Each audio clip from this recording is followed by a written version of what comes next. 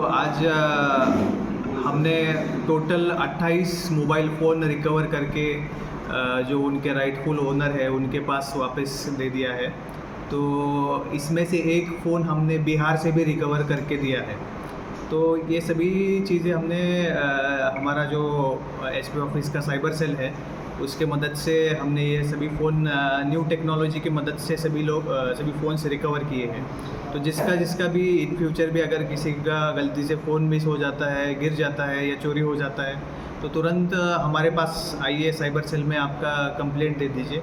हम आपका जो भी फ़ोन है वो रिकवर करके दे